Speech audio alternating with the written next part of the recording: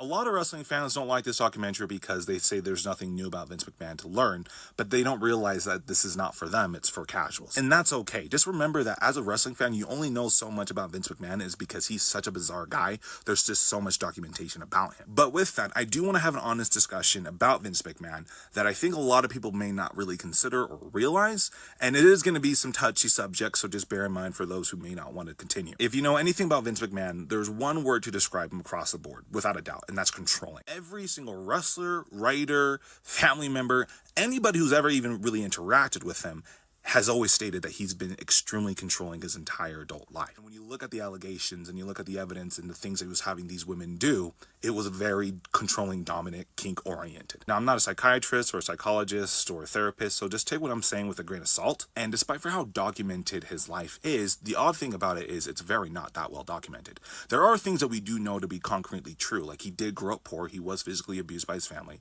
he did go to the military, he did meet his father later on in life. But just like the documentary said, Vince has never allowed himself or anyone to really truly know who he is or tell the full story. But historically, there are times where he has slipped up over the past 40 to 50 years in interviews where he has gone into some murky areas of his past. And while they do kind of touch on this in the documentary that he was physically abused by his family, there always has been the notion, or at least allegation, going years back, that it was a lot more than that as well. Now, Vince has never outwardly said this. I do think on one occasion, he really did heavily insinuate it, and this is an attempt to clear his name or make an excuse for his actions, but provide an explanation as to why he ended up the way that he did. Even if we were to take things that we know to be factually true from his formative years to his teenage years to his early adult life, he had absolutely no control. He had no control in his home with his stepfamily, and in some cases, allegedly even worse. Obviously, he had no control in the military, and even the relationship that he had with his father, not only was it very distant,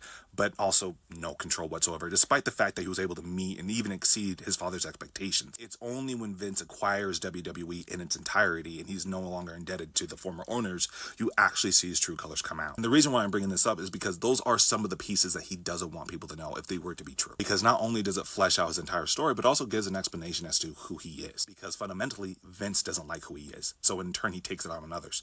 And so that's how you get this cycle going. I mean, this is a guy who literally made his wife in storyline paralyzed and mute and watch him make out with female wrestlers in front of her. Vince wants so much control, he doesn't even allow himself to grow a beard because he feels like the beard is trying to overtake his face. And he's so batshit crazy, he didn't even know what a burrito was, despite the fact that he ate one every single day for like 20 years. And that's not even scratching the surface. The reality is he's just one of the most batshit insane people to ever exist on the face of this earth.